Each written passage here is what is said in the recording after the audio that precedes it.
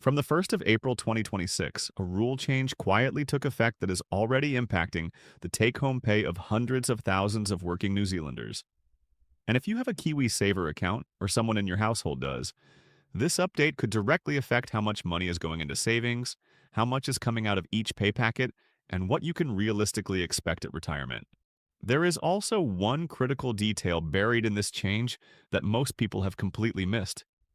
Something that could mean your employer is contributing less than you think, even if you believe everything is already sorted.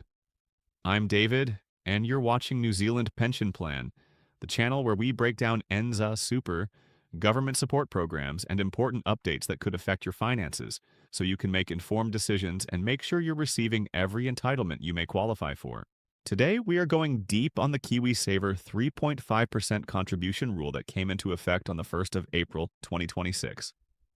We are going to cover exactly what changed, who it affects, what the real numbers look like, and, critically, the traps and pitfalls that are already catching people out.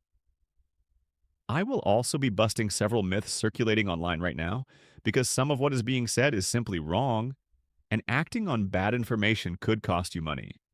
Stay with me, because later in this video I am going to walk through a specific employment contract issue that could mean some workers are receiving an effective pay cut because of this change, without their employer technically doing anything wrong. That is not a rumor. That is a confirmed risk, and I want to make sure you understand it. Let's start with the basics. KiwiSaver is New Zealand's government-backed retirement savings scheme. It currently holds more than $100 billion and supports the financial futures of over 3 million New Zealanders. If you are an employee, a percentage of your gross pay goes into your KiwiSaver account each pay period, and your employer is required to make a matching contribution on top of that. For many years, the default contribution rate, the rate that applied if you did not actively choose anything different, was 3% for both you and your employer. 3% from your wages, 3% from your employer. From the 1st of April 2026, that baseline changed. The new default minimum contribution rate is now 3.5% for both employees and employers.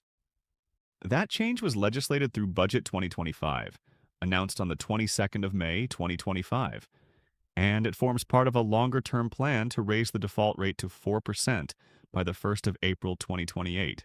0.5% might sound modest, but for an average earner, this change means approximately $700 more per year going into your KiwiSaver account. That is money that sits in your fund, grows with investment returns, and compounds over time. Over a decade, that difference to your retirement balance is real and it is meaningful. Here's what you need to know about how this change was applied. If you were on the default 3% contribution rate, you did not need to do anything. The increase to 3.5% happened automatically through your payroll from the 1st of April 2026. No forms, no phone calls, no logins required. Your pay slip from April onwards simply reflects the new rate. But, and this is important, automatic does not mean problem-free. There are several situations where this automatic change creates complications that people are not aware of. I will get into all of those shortly. Keep watching because the employment contract issue I mentioned at the start is one of the most important things I will cover today. And it directly affects your weekly take-home pay in a way most people do not see coming. Before we go further, I need to talk about what happened to the government's own annual contribution to KiwiSaver, because this is news that has genuinely not reached a lot of people yet. And it matters significantly. Alongside what you and your employer contribute, the government has historically topped up your KiwiSaver account each year. This is known as the government contribution. For eligible members, it was paid at 50 cents for every dollar you contributed, up to a maximum of $521.43 per year. That changed from the 1st of July 2025. As part of Budget 2025, the government halved its contribution. The match rate dropped from 50 cents per dollar to 25 cents per dollar. The maximum annual government contribution is now $260.72. To receive the full amount, you need to have contributed at least $1,042.86 of your own money during the KiwiSaver year, which runs from the 1st of July through to the 30th of June. The government contribution is then paid into your account by inland revenue during July and August each year. There is also a brand new income cap.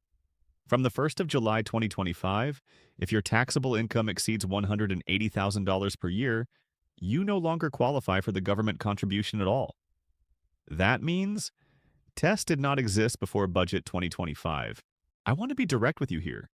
If you have read any online guide or seen any social media post still quoting the old $521 government contribution, that information is out of date.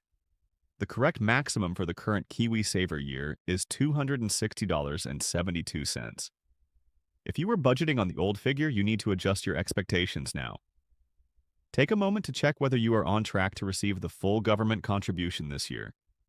To get the maximum $260.72, you need to have contributed at least $1,042.86 of your own money by the 30th of June. If your regular payroll deductions will not reach that threshold, a voluntary top-up payment directly to your KiwiSaver provider before the end of June could make up the difference. Now let me be clear about contribution rate options because there is confusion about this.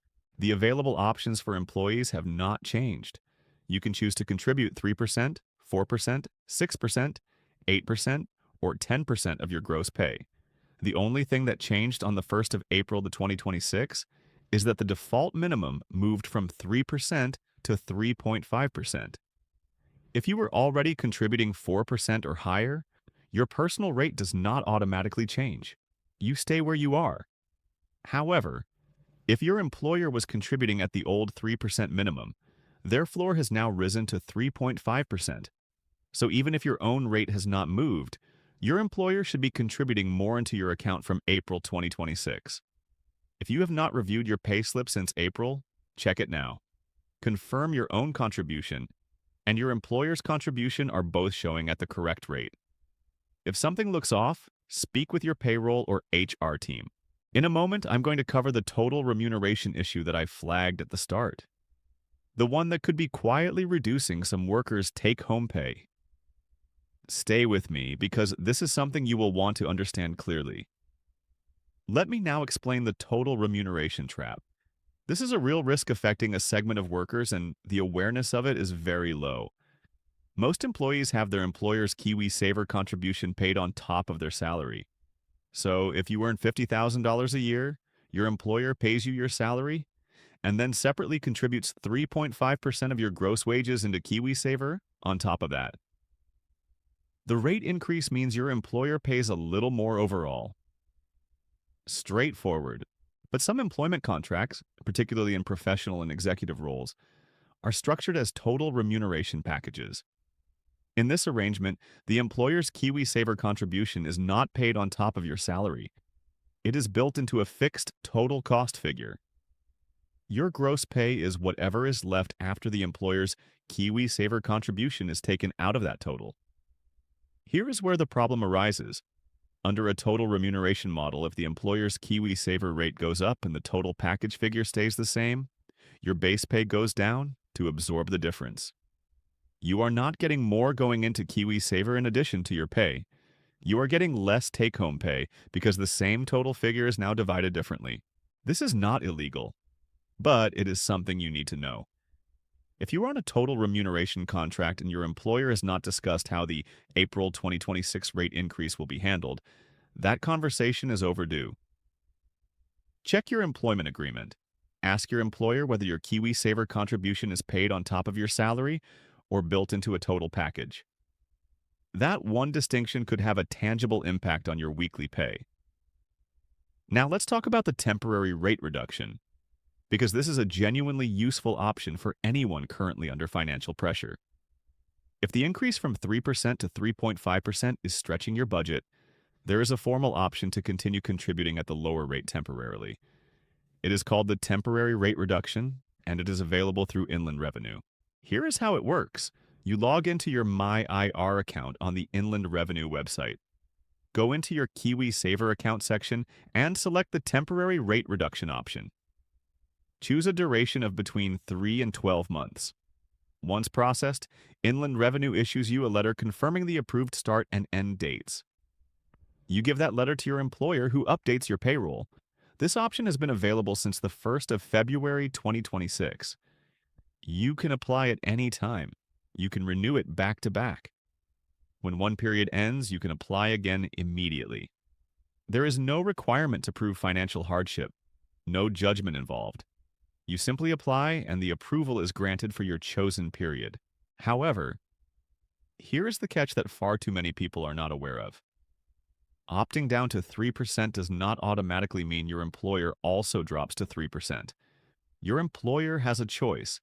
They can choose to match your reduced 3% rate, or they can continue contributing at 3.5% on their side.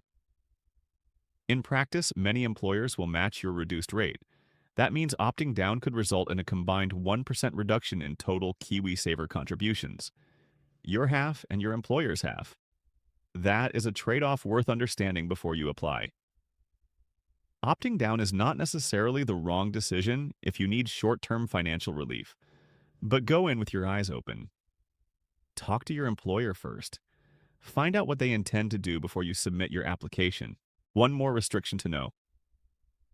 If you currently have a savings suspension in place, meaning you have paused your KiwiSaver contributions entirely, you cannot simultaneously apply for a temporary rate reduction.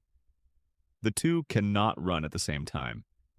You would need to come off your savings suspension first and then apply for the rate reduction separately.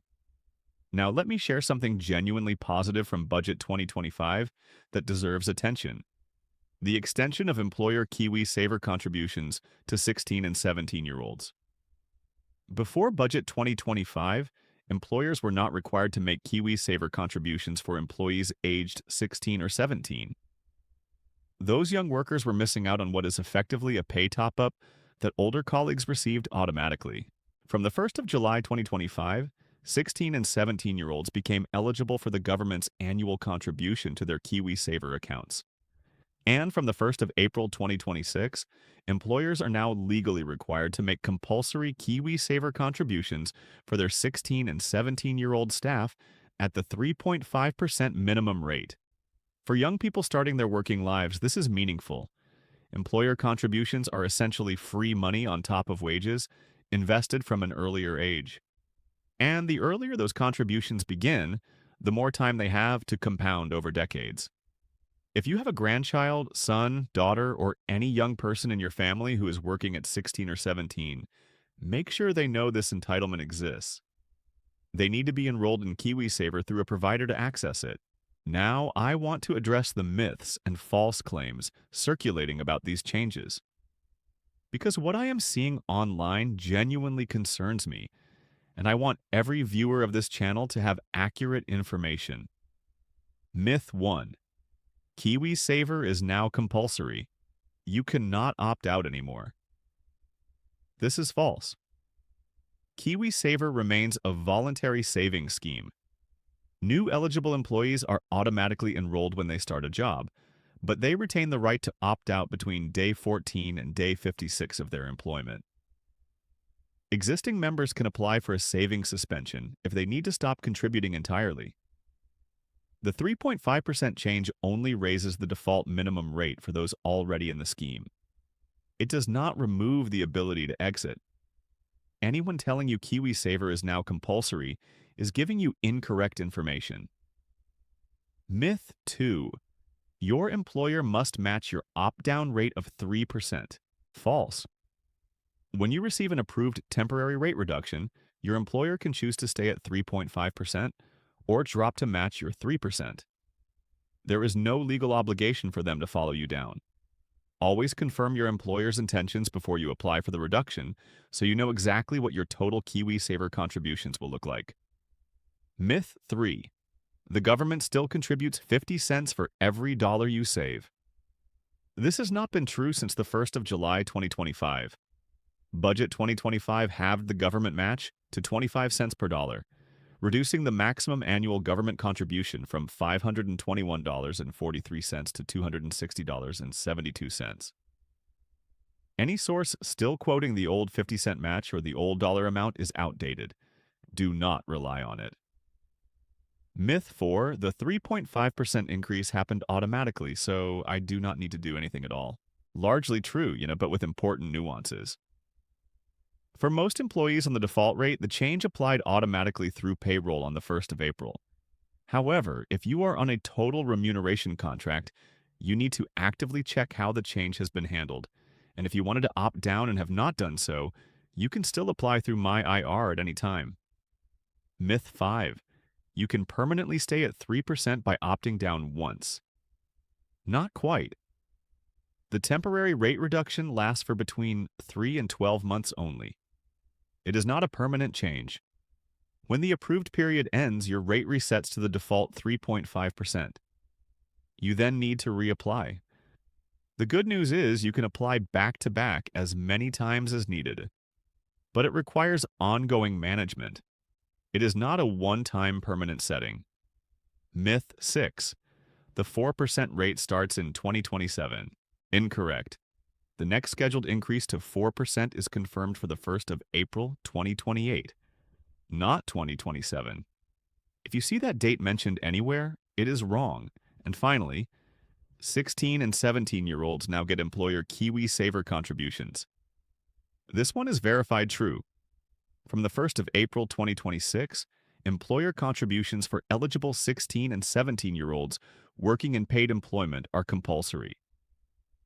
A genuine new entitlement, confirmed by Budget 2025. Now let me bring this back to those of you who are at or approaching retirement age, because you may be wondering what all of this means for your specific situation.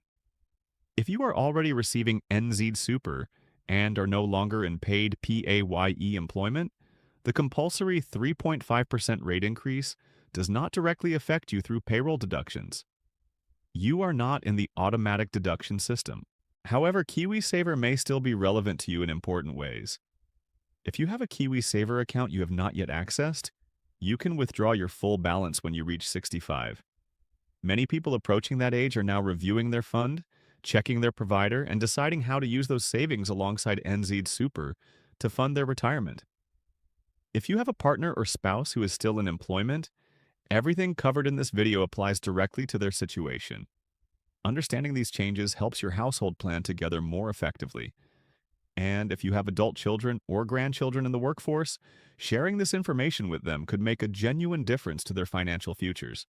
The KiwiSaver environment they are working in now has higher default contributions, better coverage for younger workers, and a longer road ahead to the 4% milestone in 2028. Let me give you the key action steps based on everything we have covered today. First, review your payslip.